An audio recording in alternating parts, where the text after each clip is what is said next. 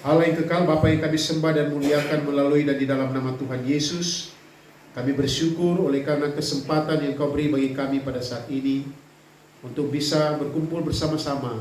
Bahkan kami mau belajar dari firman-Mu. Biarlah Tuhan berbicara secara pribadi kepada masing-masing kami. Pakailah hamba-Mu untuk menjadi alat saluran berkat firman pada saat ini. Terima kasih Bapa, terima kasih Tuhan Yesus. Berikan sikap hati yang benar bagi kami. Dan firman itu melakukannya supaya kami hidup dalam berkat-berkat firman-Mu. Dalam nama Tuhan Yesus kami berdoa. Amin. Dulu, ini ada yang kecil, kita ubah.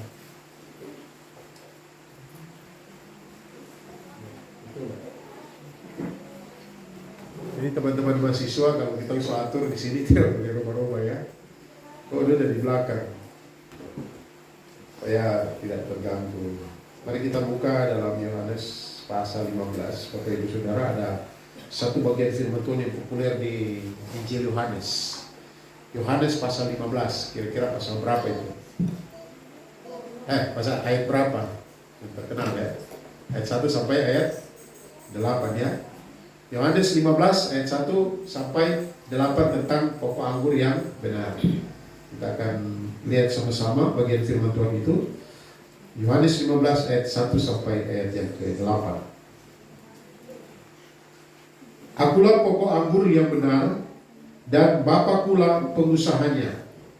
Setiap ranting padaku yang tidak berbuah dipotongnya, dan setiap ranting yang berbuah dibersihkannya, supaya ia lebih banyak berbuah.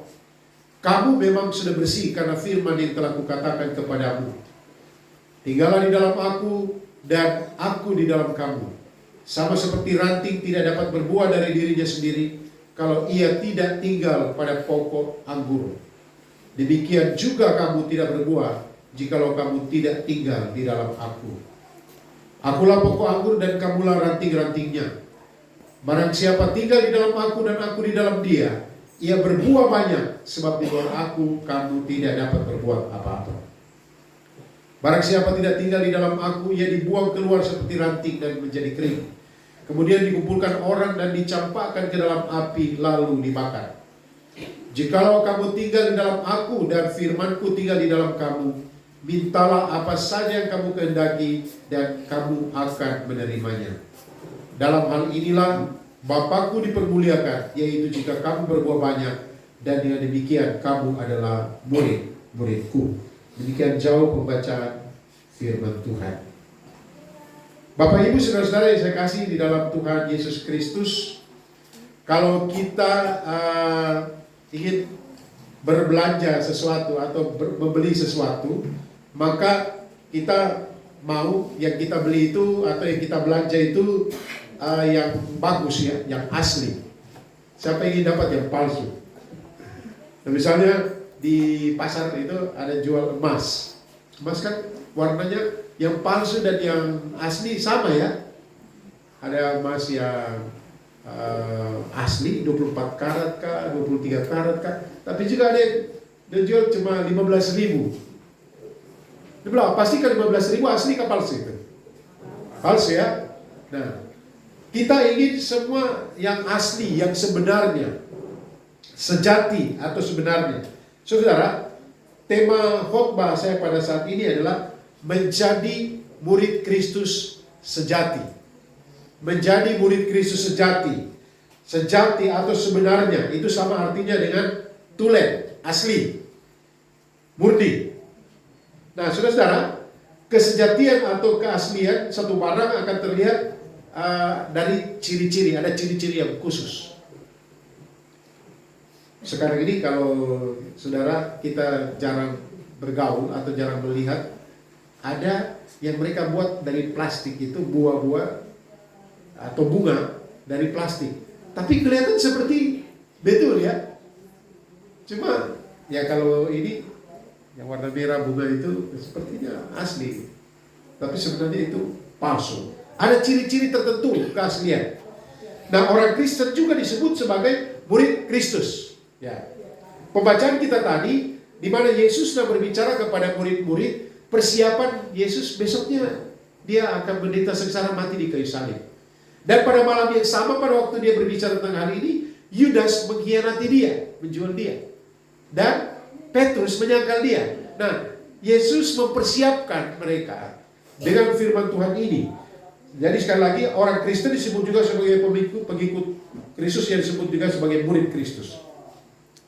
Dan dalam hidupnya seorang murid Kristus yang sejati, sebagai orang Kristen sejati, murid sejati, kita akan menunjukkan ciri-ciri khusus sebagai murid sejati. Dan kalau dalam pembacaan kita tadi, secara khusus saudara, yang menjadi ciri khas dari murid Yesus Kristus yang sejati adalah dia berbuah. Dan kalau di dalam ayat yang ke-8 ini, dia berbuah banyak. Murid Kristus itu berbuah banyak. Nah, semua orang percaya bisa menjadi murid Kristus yang sejati, yang dicirikan dengan berbuah banyak dan Bapa dipermuliakan. Pertanyaannya, bagaimana caranya atau apakah syaratnya untuk menjadi pengikut Kristus sejati yang berbuah banyak? Dan nanti Bapak Ibu mungkin tanya, buah apa yang dimaksud? Ini juga langsa tidak berbuah, belum berbuah ya. Rambutan belum berbuah. Orang percaya itu dimaksud buah itu apa? Nanti kita akan belajar bersama-sama. Dari pembacaan kita tadi, saya ada mencatat di sini 3 syarat untuk menjadi orang Kristen, murid Kristus sejati yang menghasilkan buah. Yang pertama, kita lihat ayat 1. Yesus berkata begini, "Akulah pokok anggur yang benar dan Bapa pula pengusahanya." Saudara-saudara saya kasih dalam Tuhan, ciri pertama, hal pertama yang harus dimiliki oleh seseorang, atau syarat pertama untuk menjadi murid Kristus sejati dan menghasilkan buah adalah dia harus melekat pada pokok anggur yang benar, melekat pada pokok anggur yang sejati. Kalau dia melekat pada pokok yang tidak benar, melekat pada pokok yang palsu, dia tidak bisa menjadi murid sejati dan menghasilkan buah banyak. Sekarang pertanyaannya, siapakah pokok yang sejati? Di dalam ayat 1 bilang apa? Yesus berkata, "Akulah." Tuhan Yesus berkata, "Akulah pokok anggur yang benar." Yang benar itu artinya apa? Yang sejati, yang tidak palsu. Dan dalam perjanjian lama, orang Israel dipilih menjadi pokok anggur. Kalau kita baca ada banyak ayat-ayat Alkitab, misalnya Yeremia pasal 2 ayat 21, coba kita lihat dulu. Satu ayat saja, ada banyak, tapi saya akan tunjukkan Yeremia 2 ayat 21. Orang Israel dipilih untuk menjadi pokok anggur. Ya, kita lihat. "Namun aku telah membuat engkau tumbuh sebagai pokok anggur pilihan." Jadi orang Israel dipilih sebagai benih yang sungguh-sungguh murni. Betapa engkau berubah menjadi apa? Berbau busuk. Kemudian pohon anggur liar. Nah, saya dapat informasi, saya tanya-tanya ke teman-teman yang di Tanah Merah. Siapa yang dari Tanah Merah sini? Itu durian banyak terkenal sana ya. Biasanya orang dari Tanah Merah bahwa saya itu langsa, kemudian juga durian. Tapi Bapak Ibu Saudara, sekarang durian sudah sulit dapat di Tanah Merah ya. Dia bilang katanya durian berbuah, tapi tidak lama dia atau buahnya busuk. Dan di depan rumah kami ada jambu air. Wah, jambu ini jambu air mawar, enak. Tapi dia buah banyak. Kita lihat buahnya randum, mantap. Waktu makan, sungguh di dalam ada apa? Ada gula. Kalau mau makan ulat juga ya tidak apa-apa, artinya itu sehat.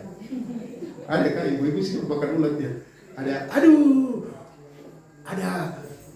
jambu air, enak, warnanya bagus. Pas makan, ada ulat, enak. Atau busuk. Kalau makan langsat, coba makan langsat deh. Siapa suka makan langsat? Lagi semangat makan langsat, baru kita tidak lihat. Ada kan langsatnya busuk, pahitnya itu luar biasa. Nah saudara, Israel menjadi pokok anggur pilihan. Kebun anggur, bagian lain mengatakan kebun anggur. Tetapi ternyata mereka menghasilkan buah yang busuk, berbau busuk, pohon anggur liar. Nah, Israel telah gagal menghasilkan buah yang baik. Dan Yesus berkata, "Akulah." Nah kata "akulah" di Injil Yohanes itu sampai pasal 15 ini kali yang ke-7 Yesus berkata, "Akulah, Ada akulah terang dunia, akulah roti hidup, akulah air kehidupan. Dan terakhir dia mengatakan, akulah pokok anggur. Nah, akulah ini dari perjanjian baru, bahasa Yunaninya ego eimi. Nah, kalau kita lihat, ini dasarnya di dalam perjanjian lama, Keluaran pasal 3 ayat 14. Jadi kalau cari Keluaran 3 ayat 14, siapakah ego eimi ini? Siapakah akulah, atau kenapa disebut akulah? Nah, di dalam Keluaran 3 ayat 14, firman Allah kepada Musa. Jadi Musa bertanya, kalau orang Israel tanya, siapa yang mengutus engkau? Katakan begini, akulah, aku adalah aku. Firman Allah kepada Musa, aku adalah aku. Lagi firmannya, beginilah kau katakan kepada orang Israel itu, akulah aku telah mengutus aku kepadamu. Artinya apa? Ego eimi, Yesus berkata, akulah, artinya dia yang selalu ada, dia yang terus-menerus ada, dia yang tidak pernah tidak ada, dia yang maha hadir, dialah Yesus, dialah yang adalah pokok anggur yang benar. Saudara-saudara yang saya kasih dalam Tuhan Yesus Kristus. Jadi kalau kita ingin menghasilkan buah, kita harus melekat pada Yesus, pokok anggur yang benar. Tidak boleh pada yang lain. Pada waktu itu juga ada aliran-aliran filsafat. Aliran filsafat yang seolah-olah ajarannya mantap, bagus, tetapi tidak nyata. Yesus itu dia mengatakan, akulah, ada nyata Yesus. Bahkan di dalam Yohanes pasal 2, Yesus mengubah air menjadi anggur. Sekarang pertanyaannya, kenapa pakai anggur? Tidak bilang begini, akulah pohon pokok durian yang benar. Tidak. Tidak juga bilang begini, akulah pohon ara. Kan di Palestina ada pohon ara. Kenapa tidak pakai pohon ara? Kenapa harus anggur? Nah, ada banyak, memang saya tidak akan, memang khotbah tidak mengarah ke situ. Tetapi ini khusus, anggur punya pengertian-pengertian yang luar biasa. Yaitu anggur menjelaskan tentang kesukacitaan, kegembiraan. Tetapi anggur juga adalah sejenis pohon yang merambat. Ya, merambat. Artinya, dia tidak pada satu tempat, tapi bisa merambat. Ini menjelaskan tentang ada pesan misi di sini. Ketika Yesus, kita tertancap pada Yesus, maka kita harus pergi kemana-mana memberitakan Injil, menjadi saksi Tuhan. Nah, tapi saya bukan membahas tentang hal itu. Saya membahas bagaimana kita jadi murid Kristus yang berbuah. Kita harus melekat pada Yesus, tidak boleh pada yang lain. Sekarang ini kan banyak melekat pada yang lain. Kita memang tidak jadi orang Israel, tapi sekarang ini ada juga orang berkata, harus kita Israel. Tidak bisa. Israel telah gagal menjadi pokok anggur. Ini jelas sekali. Dan memang kita harus doakan Israel. Memang. Kita harus juga berbelas kasihan kepada mereka yang tidak mengenal Yesus. Tapi orang Israel yang tidak percaya Yesus tidak selamat. Dan Israel sebagai bangsa bukan sumber pokok anggur lagi, bukan. Sekarang yang menjadi pokok anggur itu Yesus. Dan gereja melekat ke situ. Dan gereja lah pokok anggurnya. Karena melekat pada Yesus. Saudara, tapi ada lain juga dalam kehidupan sehari-hari. Bukan Yesus jadi pokok anggur yang benar, tetapi pokok anggur yang benar, aywa pokok anggur. Tahu aywa? Ada 3 aywa, jangan ada yang pegang sini kapal. Ya, biar tobat. Atau ada simpan rambut orang mati, kuku orang mati, dengan harapan dia akan menjadi pelindung. Tidak. Bahkan kalau kita berkata akan dikutuk sampai keturunan keempat itu, memang kutuk itu ketika percaya Yesus itu dilaksir. Nah, tapi terkutuklah orang yang memegang itu. Ada yang pegang-pegang itu barang-barang untuk jaga-jaga. Berdoa tuh, ya. Tapi kan kita jaga-jaga juga. Emangnya Tuhan tidak sanggup jaga kita kan? Dia sanggup jaga kita. Kalau Tuhan izinkan kita mengalami masa-masa sulit, ya. Saya aktif melayani dari tahun 83, ya sudah cukup lama juga, dan saya sudah berpengalaman ketemu orang ini, ketemu ini, bahkan mungkin saya sudah pernah waktu melayani di Jogja, mungkin sudah disantet juga, tapi Tuhan lebih besar, roh dalam kita lebih besar dari roh apapun. Diancam dengan puluhan panah, bukan ratusan, udah mau ditarik mau panah saya, kalau belum waktunya belum, tapi kalau sudah waktunya ya mati juga. Karena kalau itu Tuhan izinkan, berarti saya mati syahid ya. Alumni Eric Sontit beberapa yang mati syahid dalam pelayanan mereka, termasuk Eric Sontit sendiri kan mati syahid. Tapi kita kembali ke sini. Jadi saudara, pokok anggur yang benar adalah Yesus. Sebagai ranting, kalau ingin berbuah, maka harus melekat pada pokok anggur yang benar, yang sejati, yaitu Yesus. Melekat artinya berpaut, tertanam. Ya, Yohanes memberikan istilah di sini adalah tinggal di dalam Yesus. Memang saya akan bahas nanti di garis besar yang ketiga. Melekat tinggal di dalam Yesus. Coba perhatikan ayat yang keempat, kita lihat ayat 4. Ada berapa kali kata tinggal di dalam ayat 4? Coba, itu. Tinggallah di dalam aku, satu, dan aku dalam kamu. Sama seperti ranting tidak dapat berbuah dari dirinya sendiri kalau ia tidak tinggal, dua, padaku, pada pokok anggur. Demikian juga kamu tidak berbuah jika kamu tidak tinggal. Ada berapa? 3. Satu aja 3. Di dalam ayat ini ada 7 kali. Jadi yang saya tekankan pada garis besar pertama ini adalah Yesuslah sang pokok anggur. Kita tinggal di dalam Yesus. Tinggal di dalam Yesus. Bukan hanya buka hati terima Dia sebagai Tuhan dan Juru Selamat pribadi, tetapi tinggal ini dalam bahasa Yunani artinya terus menerus tinggal. Jadi ada orang bilang begini, tinggal dalam Yesus itu artinya buka hati dan terima Yesus, tetapi setelah itu dia hilang selamanya. Tidak bersekutu, tidak berdoa, bahkan tidak mengandalkan Yesus. Tinggal dalam Yesus artinya bersama-sama, terus-menerus tinggal dan melekat dalam Yesus. Yang kedua, saudara-saudara, syarat kedua untuk menjadi murid sejati dan menghasilkan buah banyak yaitu ditangani oleh pengusaha sejati. Ayat yang ke-1b dikatakan begini, ayat 1b. Dan Bapakkulah pengusahanya. Siapa pengusahanya? Siapa pengusahanya? Bapak. Saudara-saudara, saya waktu persiapan khotbah ini saya membuka beberapa YouTube dan saya mendengar ada orang tafsirkan begini, menurut saya salah. Dia bilang percaya saja Bapak pengusaha, jadi kalau kita tinggal dalam Yesus, Bapak pengusaha, kita pasti berbuah. Enggak. Bapak pengusaha, kalau tidak berbuah dipotong. Itu dikatakan itu. Bisa khotbah ini saya bilang ini sesat, ini khotbah jenis ini. Menafsirkan firman Tuhan, Bapakkulah pengusaha. Coba Bapak Ibu Saudara, coba kalau kita tanam sesuatu, kalau kami dulu tanam cengkeh. Dan di cengkeh itu ada yang namanya cabang-cabang air. Cabang air itu dia merusak. Jadi kita harus potong cabang-cabang airnya. Harus potong. Saya juga di rumah ada kedondong. Kedondong itu dari kecil begitu bisa berbuah. Tapi untuk benih kedondong berbuah banyak, ada cabang air saya harus potong dia. Dan dia buat terus. Kedondong ini tidak berhenti buah. Jadi kalau ada orang datang ke rumah, ada anak-anak kecil saya tak mau makan kedondong, ini ambil. Dia berbuah. Kecuali dong petik semua dan goyang dia punya bunga ya, habislah semua. Tapi dia berbuah terus. Nah saudara, jadi walaupun Bapak pengusaha sejati adalah Bapak, tetapi bukan berarti kalau Bapak pengusaha kita akan berbuah. Enggak. Bapak akan lihat, oh kok tidak berbuah, potong. Nanti kita akan bahas itu di ayat bagian yang ketiga. Ditangani oleh pengusaha sejati. Siapakah pengusaha sejati? Bapakku. Maksudnya seorang murid sejati adalah murid yang merelakan dirinya. Ini dengan baik-baik. Seorang murid sejati adalah murid yang merelakan dirinya diurus, merelakan dirinya diatur, merelakan dirinya dikelola, merelakan dirinya dibentuk, merelakan dirinya dibela, merelakan dirinya dirawat, dijaga oleh Bapa Surgawi. Wah, saya pada waktu persiapan khotbah ini saya baca dari berbagai tafsiran. Bukan tafsiran, dari berbagai terjemahan Alkitab.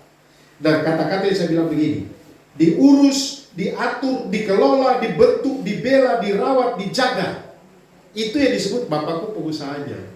Bapakku lah yang merawatnya, Bapakku yang mengurusnya, Bapakku yang membelanya, Bapakku yang mengaturnya, Bapakku yang mengelolanya. Itulah pengusaha sejati, Bapak. Dan kita sebagai murid, apa yang kita lakukan? Kita harus rela dikelola oleh Bapa, diatur, diurus oleh Bapa. Sehingga kadang-kala ada hal-hal, harus dipangkas. Ada sakit ya, kalau ada bagian di cabang kita dipangkas. Ada sakit tapi relakan. Kadang-kala kita mengalami masa-masa sulit, masa-masa sukar, pergumulan, tantangan. Bahkan saudara-saudara yang kerja di dunia kerja sekarang di kantor-kantor, toh, seperti kesaksian kemarin Bapak Otis, ditempatkan di situ. diberikan kepercayaan, aduh saya ini komputer bagaimana, ini database ini bagaimana.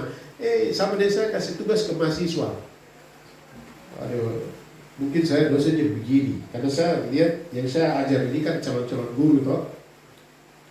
Waktu masuk di kelas, ini mahasiswa ada banyak tulisannya jelek banget, tidak tahu apa sebabnya jelek. Mungkin dulu gurunya tidak ajar baik-baik menulis ya. Jadi saya fotokopi diktat tebal begini, tebal sekali. Saya bilang ini tugas catat diktat, tulis tangan. Ada yang protes dulu. Bapak kita kan mahasiswa macam anak kecil saja tulis diktat. Tidak usah protes, tulis saja. Karena kamu jangan calon-calon guru. Nah, selesai saya kasih dalam tulis Kristus. Sekarang kita mau protes, ala proses kita tapi kita protes. Ingat waktu yang lalu, bagaimana kita supaya bisa sukses masa depan? Harus diproses, tidak boleh protes. Ya. Mau diproses, tidak boleh protes. Kalau Tuhan proses kita, apakah Bapak protes? Ya dalam hati protes. Aduh Tuhan, pergumulan, persoalan, tantangan. Aduh gimana ya? Tapi itulah, berilah diri kita sebagai murid sejati supaya menghasilkan buah. Relakan diri kita diatur oleh Tuhan. Jadi kata-kata ini luar biasa. Saya mau ulang kata-kata itu. Diurus, rela diurus oleh Bapa. Diatur. Jadi kalau diatur itu dia tadi sini.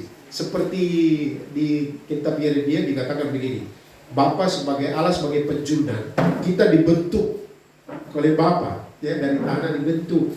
Jadi kalau Bapa bentuk kita seperti begitu, ya biar itu supaya jadi hasil karya yang indah. Dibentuk, dibela. Kata ini orang cuma suka dengar dibela ya. Ketika persoalan pergumulan datang, Allah membela kita. Ya amin. Tapi apakah kita mau diatur oleh Allah? Dirawat. Oh dirawat oleh Allah. Ingat, kita kalau merawat, saya ada cerita. Ini ilustrasi bagus sekali. Pada hari Kamis lalu, Kamis dan Jumat malam, ada saat-saatnya kami pelihara ternak babi, dan babi ini sudah meminta kawin. Jadi saya keluarkan babi jantan. Kalau saya keluarkan babi jantan, dia keluar, tapi dia langsung belok ke kanan. Dia tidak belok ke kiri, betinanya di kiri. Dia belok ke kanan dan dia masuk di bus-bus sana, baru dia masuk pecek-pecek. Aduh saya mau kasih masuk, saya tinggal berdoa Tuhan mau kasih masuk, dia tidak mau. Ini apa, babi kepala batu. Saya pukul-pukul matanya, tidak mau.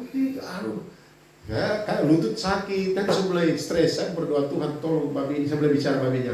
Kau masuk sudah, bukan di sini kau ke tempat. Dia juga tidak mau, 1 jam. Tapi saya mulai pukul-pukul matanya. Saya membayangkan ya, bagaimana kita kan banyak kepala batu kan. Tuhan mengurus kita. Sama di Israel, Tegar Tengkuk ya. Sudah bikin seperti ini, kita melawan Tuhan. Pukul sini aja, masuk. Saya mulai pukul-pukul, awalnya saya agak emosi. Saya sampai pakai 3 kayu. Masuk sampai patah-patah kayunya. Aduh, bisa. Saya pukul dia lembut 3. Tidak mau juga. Ada terakhir Tuhan kasih akal, saya ambil air. Selang semprot. Saya lihat itu dia sampai semprot. Kau masuk, saya semprot dia, saya cuci bagus, saya kasih mantap. Kau masuk, kau pecek bau lagi. Babinya dia jalan pelan-pelan. Aduh, tapi banyak orang Kristen sebenarnya begitu mau dilembut-lembutkan. Ada saatnya Tuhan kerja. Stop. Aduh, ya banyak yang begitu kan. Tuhan bilang tidak boleh seperti itu, tahu kau melawan. Sama yang saya cerita lalu, tahu. Ini pemuda-pemuda ini anak-anak muda dengan Kevin juga dengan Christian ke siapa ini muda-muda. Jadi laki-laki ganteng ini kan kalau laki-laki kalau cowok pacaran harus berapa orang berpacaran? 1 atau 2 atau lebih? 1, harusnya 1. Tapi pace ini tidak tahu anak Tuhan tapi pacaran 2. Oh dia berdoa seperti ini. Tuhan, saya bingung ini. Saya punya pacar 2. Mana kehendakmu ya Tuhan? Tuhan tentu tidak jawab. Pasti tidak jawab ya. Pasti. Jawab orang kepala gimana? 2. Tapi dia bilang begini, Tuhan, kalau begitu, ini kebetulan cewek yang satu dia punya rumah belok ke kiri, ada mata jalan, ada belok ke kiri. Cewek yang satu belok ke kanan. Yang kiri ini nona manis, sederhana, tidak kaya. tapi karakternya mantap. Di sebelah kanan, kaya, cantik, ya tidak percaya, bukan anak Tuhan. Ya pusing. Kira-kira kalau laki-laki tong di sini, cowok-cowok sini pilih mana? Kiri ke kanan?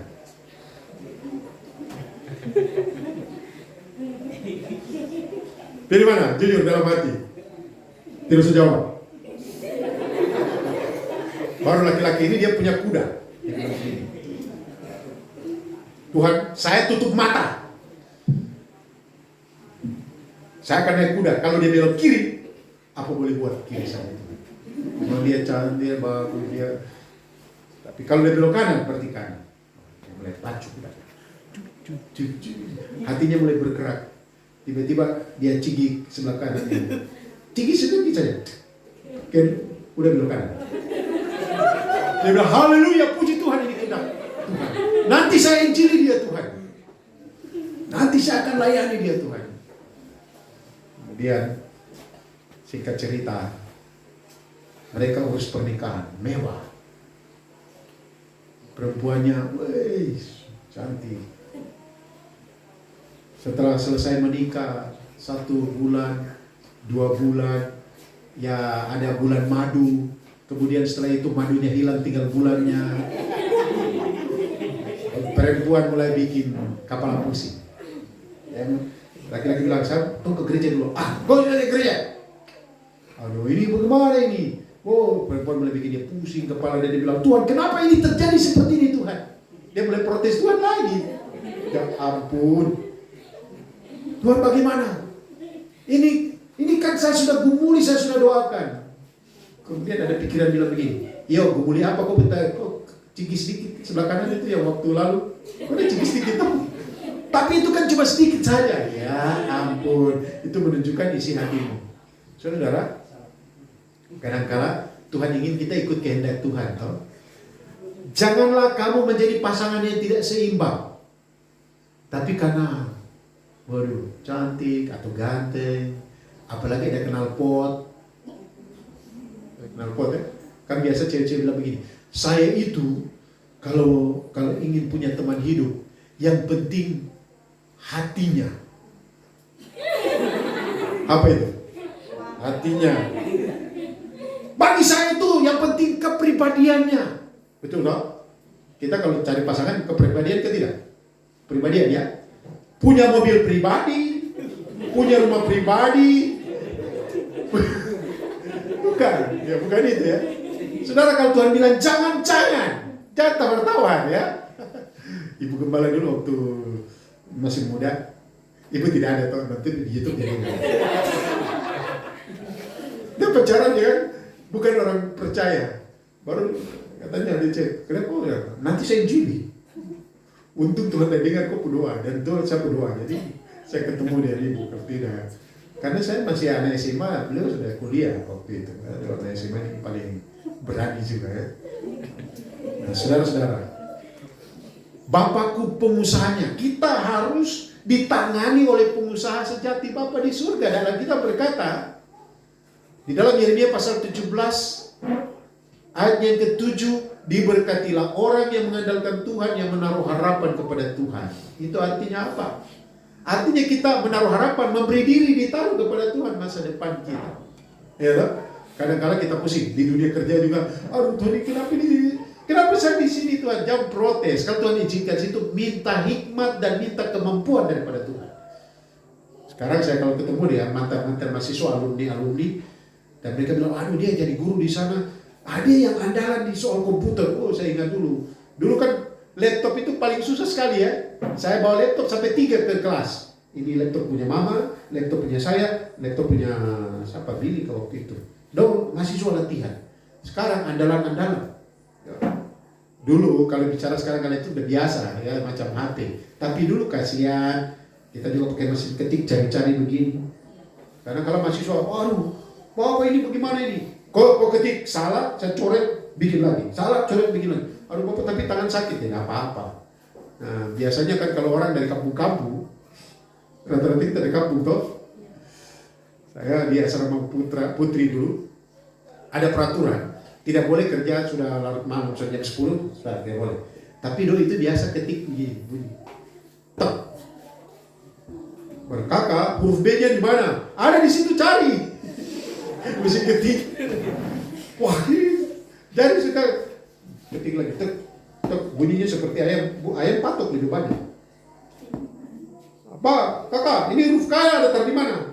Harus huruf K di situ boleh lebih baik. Nah, awalnya seperti itu, tapi lama-lama bisa melalui proses. Nah, berdoa minta Tuhan tolong memampukan. Saudara-saudara yang saya kasih dalam Tuhan Yesus. Tuhan Yesus berkata, Bapakulah pengusahanya. Dalam bahasa Indonesia masa kini dikatakan begini, Bapakku tukang kebunnya. Firman Allah yang hidup mengatakan, Bapakku pemeliharanya. Memelihara, berarti dipelihara, tapi ingat, kalau tidak berbuah disingkirkan. Kemudian terjemahan lama mengatakan, Bapakku pembelanya, kalau sudah punya Alkitab terjemahan lama. Dan yang lain-lain mengatakan, Bapakku merawatnya, menjaganya. Nah, bagaimana cara Bapak menangani? Coba kita lihat ayat 2. Cara Bapak menangani. Aduh, ini kalau terus mulai di sini, kita tidak suka baca. Ini bukan ayat-ayat penghiburan. Ini ayat-ayat nasihat. Kita baca sama-sama ayat 2. 1, 2, 3. Setiap ranting padaku yang tidak berbuah, apa? Dipotongnya. Dan setiap ranting berbuah, dibersihkannya. Supaya ia lebih banyak berbuah. Ranting yang tidak berbuah dipotongnya. Ranting yang berbuah dibersihkannya. Pemangkasan dan pembersihan bertujuan supaya ranting yang berbuah lebih banyak berbuah. Saya tidak akan jelaskan tentang mengapa pohon anggur harus dibuat seperti itu. Tidak. Ini bukan penjelasan tentang biologi atau ilmu hayat. Tidak. Ini menjelaskan tentang bagaimana kalau ranting yang tidak berbuah dipotong supaya yang berbuah banyak. Tapi yang berbuah juga dibersihkan lagi supaya dia berbuah banyak. Saudara-saudara, kadang-kala pembersihan yang Allah, perawatan yang Allah berikan kepada kita membuat kita, aduh bagaimana ini. Tapi saudara, bersabarlah. Kembali ke bagian firman Tuhan yang lalu, biarlah dirimu berproses dan diproses, dan jangan protes. Percayalah pada kedaulatan Tuhan. Yang ketiga, syarat ketiga untuk menjadi murid sejati yaitu murid yang berbuah banyak, yaitu yang ketiga, memiliki hubungan yang sejati dengan pokok anggur yang sejati. Memiliki hubungan yang sejati dengan pokok anggur yang sejati artinya memiliki hubungan yang benar, memiliki hubungan yang intim, yang kuat, yang kokoh dengan Yesus Kristus, sang pokok anggur yang benar. Nah, kata kunci di sini adalah tinggallah, 7 kali ya. Tinggallah. Kata ini menegaskan pentingnya hubungan pribadi orang-orang percaya dengan Tuhan Yesus. Nah, prinsip dasar mengenai pentingnya kedekatan hubungan yang pertama begini, ranting tidak dapat berbuah dari dirinya sendiri kalau dia tidak melekat pada pokok anggur yang benar. Jadi prinsipnya harus melekat pada pokok yang benar. Kemudian di luar Tuhan Yesus seseorang pun tidak dapat berbuat apa-apa di luar Yesus. Ini memang bicara tentang orang yang tidak percaya, dia tidak bisa berbuat apa-apa. Tetapi kalau ayat yang ke-6 itu ada juga dibuang ya. Saya jelaskan singkat dulu ini supaya Bapak Ibu kita tidak salah mengerti. Ayat 6. Barang siapa tidak tinggal di dalam aku, ia dibuang keluar seperti ranting dan menjadi kering, kemudian dikumpulkan orang dan dicampakkan ke dalam api lalu dibakar. Ayat ini punya 3 penafsiran. Penafsiran yang pertama adalah ini orang-orang yang bukan orang percaya.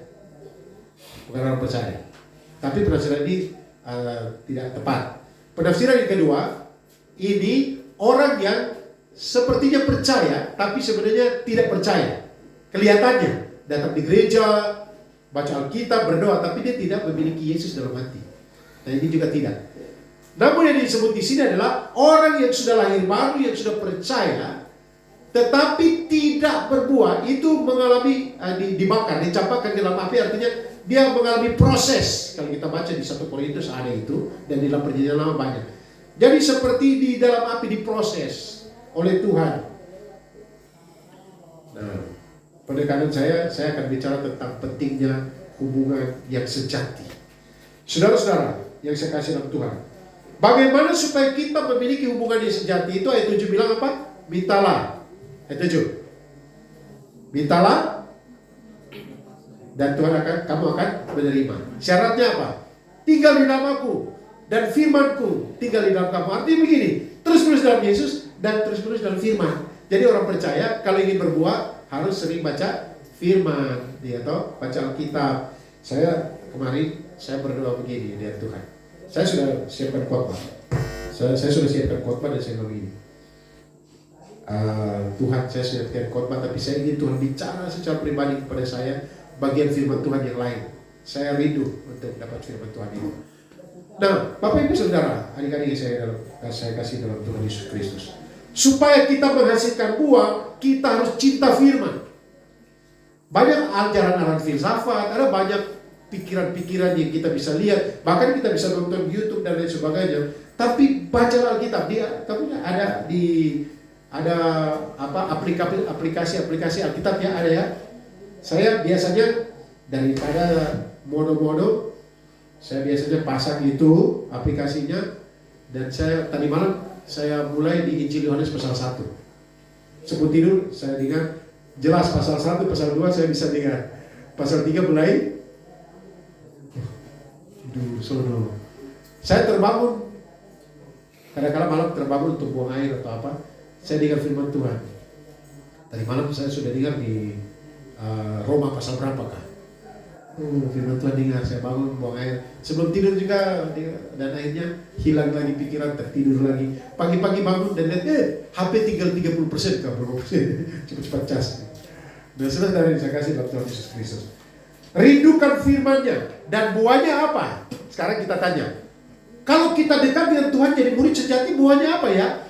Ayat 9-17, buahnya adalah 2. Melakukan perintah-perintahnya, menjadi berkat, dan kasih, mengasihi, belas kasihan. Saudara-saudara, kita cek saja hidup kita. Ketika kita melihat orang yang lain di sekitar kita dengan berbagai pergumulan atau ada yang dibutuhkan, apakah hati kita tergerak oleh belas kasihan atau tidak? Nah, kalau tidak, berarti buahnya itu masih kecil atau busuk.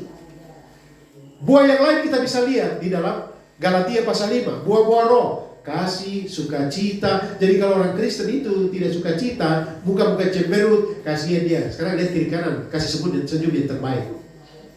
Senyum yang terbaik, tidak lihat saya. Tidak pakai masker, jadi senyum sudah. Kali ada hamba Tuhan bilang, saudara, sebagai orang Kristen kita harus sukacita. Sekarang semua pakai masker ini. Sekarang berikan senyum terbaik pada saudara di kiri kanan. Senyum terbaik gimana? Pokoknya saya pakai masker, pakai masker. Tapi saudara, sukacita, damai sejahtera. Nah, ini yang kita butuhkan. Makanya di grup seringkali saya kirim semoga damai sejahtera Allah yang melampaui segala akal memenuhi hati dan pikiran. Karena apa? Ketika ada persoalan, pergumulan, tantangan, yang kita butuhkan apa? Damai sejahtera. Kalau kita ada damai sejahtera, bisa tidur enak. Saudara, saya kasih tahu, itu yang saya doakan di malam. Tuhan, saya ingin ada damai sejahtera. Saya mau tidur enak dalam nama Yesus. Selesai video call, tidur enak. Saudara-saudara yang saya kasih dalam Tuhan Yesus Kristus, penekanan di sini yaitu hubungan pribadi antara kita dengan Yesus. Tidak apa-apa terbangun tengah malam, terima kasih Tuhan Yesus, atau terima kasih Tuhan Yesus. Tidak apa-apa. Bagaimana supaya menjadi murid sejati yang bisa menghasilkan buah? Pertama, kita harus melekat pada pokok anggur yang benar, yaitu Yesus Kristus. Hanya Yesus saja, di luar Yesus tidak. Yang kedua, ditangani oleh pengusaha sejati, itu Bapa. Biarlah diri kita rela untuk dibentuk, dibela, diperlengkapi, dijaga, dirawat oleh Bapa surgawi. Karena itu andalkan Dia. Yang ketiga, milikilah hubungan sejati dengan pokok anggur yang jati, yaitu Yesus. Tinggallah di dalam Dia terus menerus. Dan kita lakukan itu dengan apa? Baca firman dan berdoa. Curahkan isi hati, baca firman, berdoa. Saudara-saudara yang saya kasih dalam Tuhan Yesus Kristus, keistimewaan kita, saya selalu renungkan, yaitu kita bisa bicara dengan Tuhan dalam kondisi apapun. Tadi malam, ini saya mau jujur sebagai hamba Tuhan. Saya bilang begini, Bapak, di tengah pergumulan persoalan yang kami hadapi, kadang saya sudah tidak percaya apakah ada Engkau atau tidak. Sudah tidak percaya lagi. tentang adanya Tuhan. Tapi tolonglah hamba yang tidak percaya ini. Dan saya memohon damai sejahtera. Dan Tuhan memberikan damai sejahtera itu. Tuhan berkati kita sekalian, mari kita berdoa. Bapa di surga, kami mengucap syukur untuk segala kasih setiamu dalam kehidupan kami. Terima kasih untuk kesempatan yang kau beri bagi kami untuk belajar dan merenungkan firman-Mu. Tolonglah kami ya Tuhan, untuk menjadi pelaku-pelaku firman.